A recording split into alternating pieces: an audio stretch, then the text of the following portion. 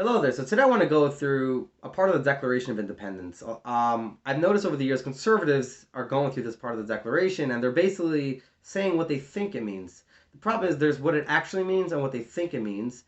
And if they're going to start translating things how they think it means, and how they think it means is a thing that's not accurate based on the actual wording in it, then the argument back from the opposing side will just be, well, here's what we think it means. And then it's like, oh, well, it's up to debate on what the things actually mean. When words themselves have meaning, and you gotta, it's important that we translate things and understand things based on the actual meaning of things. I think we can all agree to that. Anyhow, so a conservative will read this part of the Declaration and say, um, all men are created equal, that they are endowed by their Creator with certain unalienable rights, that among these are life, liberty, and pursuit of happiness, and the pursuit of happiness.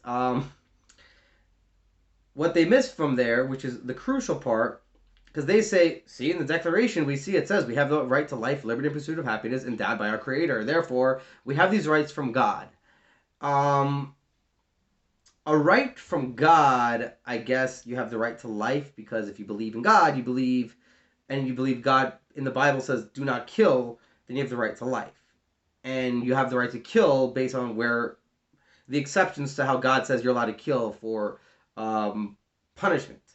So other than the ways you're allowed to kill, where God explicitly explains how to go and why to go about it, you have the right to life based on that as a religious theft.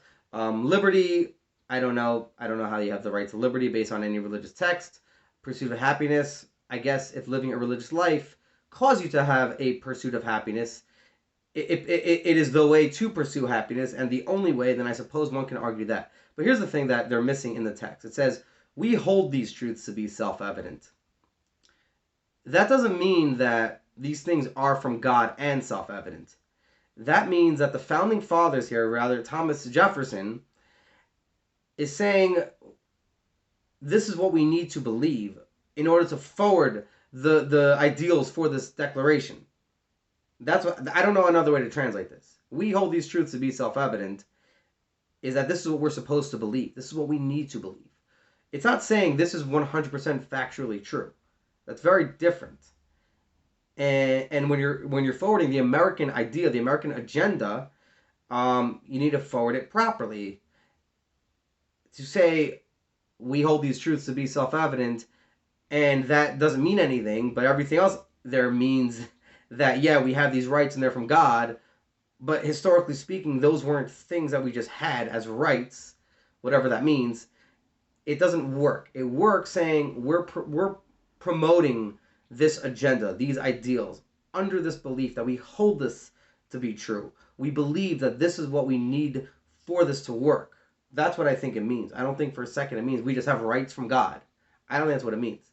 But when you believe that they're from God, that you believe that religion is between each individual and God, and you have rights to live your life how you deem fit.